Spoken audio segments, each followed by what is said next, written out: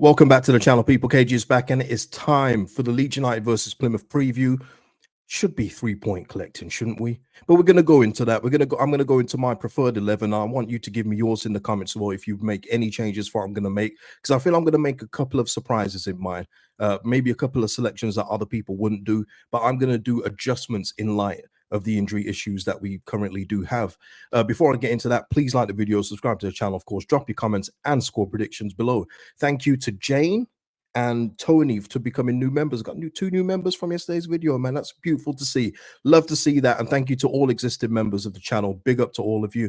If you want to become a member of the channel, which just goes that extra way to support me, the link is in the description. Now, and just to say as well, I will be back live for the after the game tomorrow. So I won't be recording tomorrow's reaction. I will be live with you. So if you want to join me live and discuss the game in detail, we'll do that after the game tomorrow. So join me live, hit the notification bell so you know when I'm going live tomorrow after the game.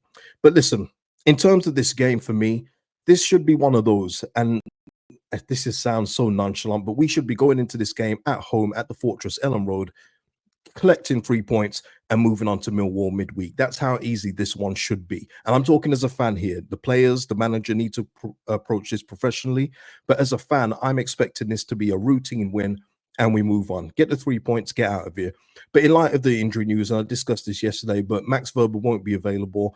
And there's doubts over Gelhardt and more importantly, Dan James. And of course, Bamford has got doubts as well. But more importantly, in terms of Dan James, and that's where I'm going to lean into my team selection in just a moment.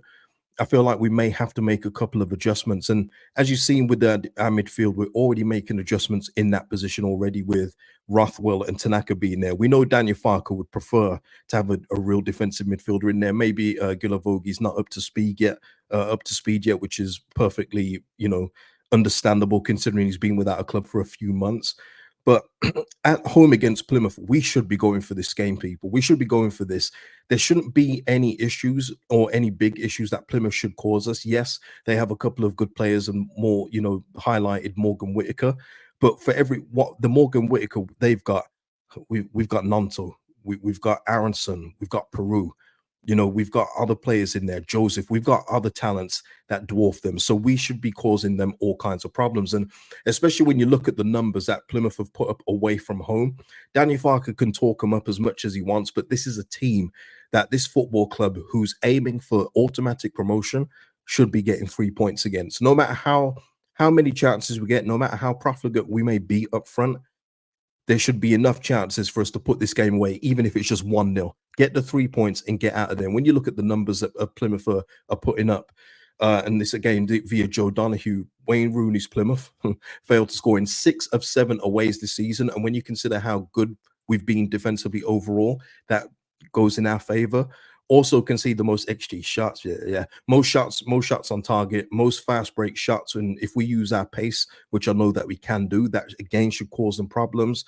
Highest number of shots on target inside the box, highest percentage, of shots inside the box.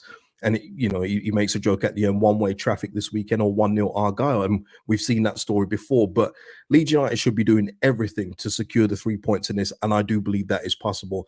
I'm going to go in and let me just put in the table here. We are sitting pretty in third, would prefer to be first, but you know how it is. We're third. We have to scroll all the way down. Just keep scrolling for Plymouth. They've won 3 in 12, people. 3 in 12, lost 3 of the last 5. This is a home banker if I've ever seen one, or a coupon buster.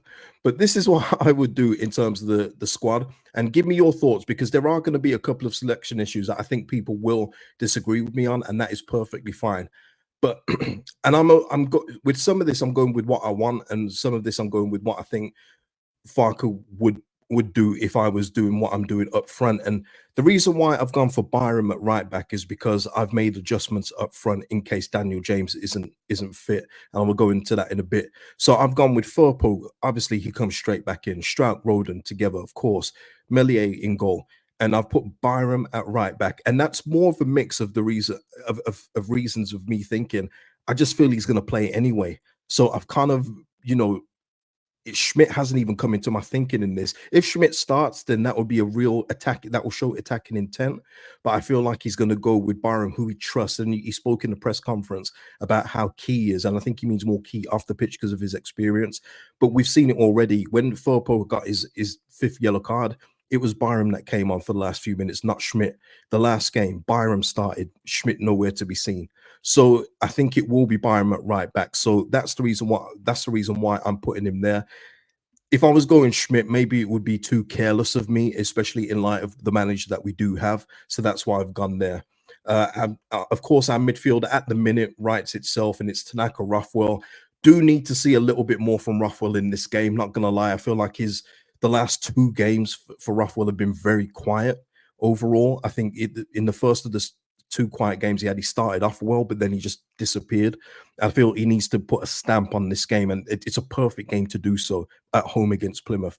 So we need to see more of that, because I'm telling you, I can see Daniel Farke, that defensive mind that he's got. He's thinking, if Joe doesn't perform well and Gilavogi gets up to speed, I might have to make a change here. And we know that he would love to put in a real defensive midfielder in there. So it's on Rothwell as well to up his performances, to keep that shirt in the current 11.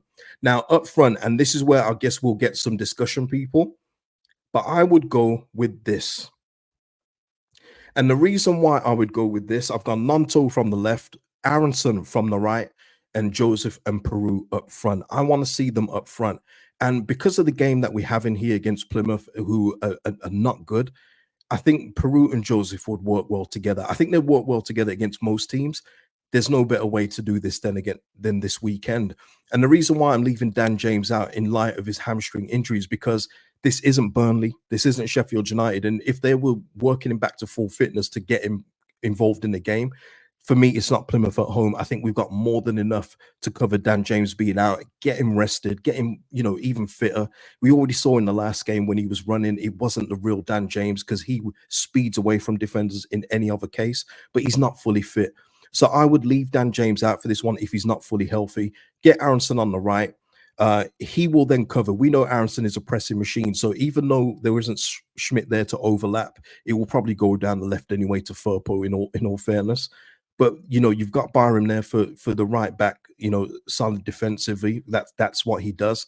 And then you've got Aronson there who can play off the right. He can drift inside. We know what will happen with those two, Nanto, Aronson. They interchange.